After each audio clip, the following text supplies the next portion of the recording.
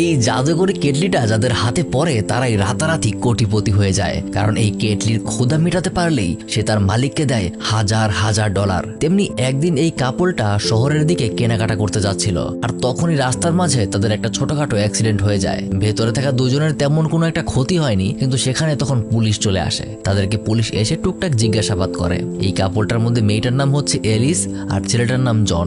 Alice দেখতে পায় রাস্তার পাশে একটা ছোট্ট কুঁড়ে ঘর আছে, আর সেখান থেকে একটা বৃদ্ধ মহিলা বেরিয়ে এসে নিচে পড়ে থাকা একটা সুন্দর কেটলি হাতে তুলে নিজের বাড়িতে গিয়ে ঢুকে পড়ে। এই ব্যাপারটা দেখে এলিসের কিছুটা অদ্ভুত লাগে। সে তার হাজবেন্ড যখন পুলিশের সাথে কথা বলছিল এই সুযোগে সে বাড়িতে ঢুকে পড়ে আর দেখে পুরোটা ঘর নানা রকম এন্টিক জিনিসপত্র দিয়ে সাজানো। সে ওখানে ওই বৃদ্ধ মহিলাটার সাথে একটু কথা বলে, কিন্তু মহিলাটা যখন ফোনে কথা বলার জন্য একটু অন্যমনস্ক হয়, এই সুযোগে এলিসের মনে একটু লোভ জেগে ওঠে। সে কেটলিটা চুরি করে নিয়ে সেখান থেকে পালিয়ে যায়। সে বাইরে এসে দ্রুত তার হাজবেন্ডকে তাড়াতাড়ি গাড়ি চালাতে বলে। জন আজকে প্রথম তার বউকে কিছু চুরি করতে দেখলো, এই জন্য সে তেমন কিছু একটা বলে না। আর এমনিতেও এলিস আর জনের জীবনটা বেশ ভালো যাচ্ছে না এখন। তারা দুজনেই বেশ টাকার অভাবে আছে।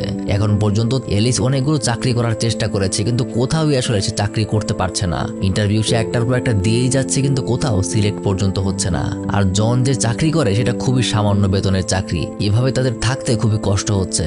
আর মূলত এই কারণেই এলিস কেটলিটা চুরি করেছে, কারণ কেটলিটা দেখতে খুবই অ্যান্টিক আর সুন্দর। সে ভাবছিল এটা বিক্রি করে কিছুটা চলার মতো টাকা সে জোগাড় করতে পারবে। আর এই কারণেই হয়তো জনও তাকে কিছু বলেনি। পরদিন সকালে জন কাজের জন্য বের হয়ে যায়, আর এদিকে এলিস বাসায় তার চুল স্ট্রেট করছিল। তখন ভুলবশত সে নিজের কপালের দিকে একটু গরম ছ্যাঁকা খায়, আর সাথে সাথেই গতকালকে চুরি করা কেটলিটা নড়ে চড়ে ওঠে। এলিস এটা খেয়াল করে। সে দেখে কেটলিটার ভেতরে $200 চলে এসেছে, কিন্তু গতকাল কেটলিটা খালি ছিল। এটা তার মনে কিছুটা কৌতূহল জন্মায়।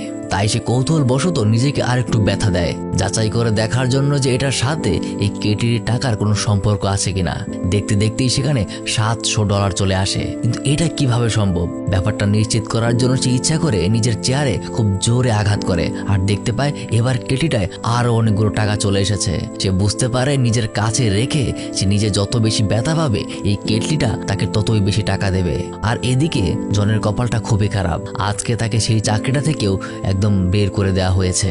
জন মন খারাপ করে বাসায় ফিরে আসে, কিন্তু ফিরে এসেই সে দেখে তার বউ রক্তাক্ত অবস্থায় বিছানায় পড়ে আছে। কি কারণে সে রক্তাক্ত অবস্থায় আছে আপনারা তো বুঝতেই পারছেন, কিন্তু জন